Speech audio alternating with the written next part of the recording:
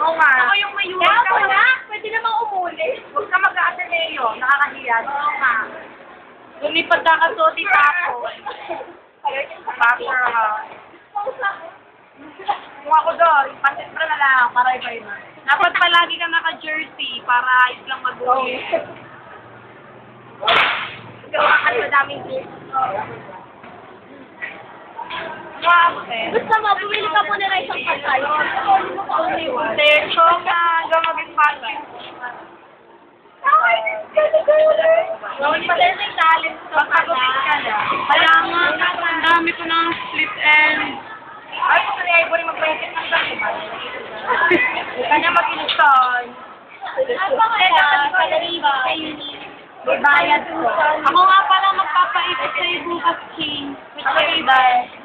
Kalbo. Ganyan din, pero isama mo na to. Ako din kaya. May gusto ko mag-ipit ng sarili. Ako din, Ina, bukas. Ako din, Ina. Nauna ko. Ano pala ipit natin bukas? Ayoko na nakaganon. Gusto ko nakalubay. Pwede kang yad ko na lang. Gusto ko mas bagay to me. Maganda yung sa buhok niyo kasi mahaba. Ngayon talaga ang entrance na ko, naubos ang kahihiyan ko. Joke. Naubos ang dignidad ko. Naubos ang dignidad. Hindi nga naubos. Nasimot nga nung dancing. Nasimot talaga. Kaya simuli kahit paghubad yung sport. Wala na. Ayos lang. Wala na akong may sasabi. May Wala ipon. na akong dignidad. Sabi nga nito mo dun sa giling partially Joven, ang 3 taong pinag-ingatang dignidad dangal at kung ano ni Joven. Sayo ko pala. Thank you. Wala, ang pangit. Mag-gel ka nga. Kasi ko, mag-gel. Sige. Ako naman. Nasakot mo na ako. Ako naman ako doon. Aray.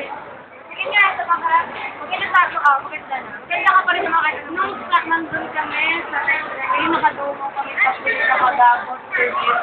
Tapos yung mga service dulo. Yung napag-usapan yung yung nakadungo kayo. Oo, na ako magre-review doon. Hindi na kami nagre-review.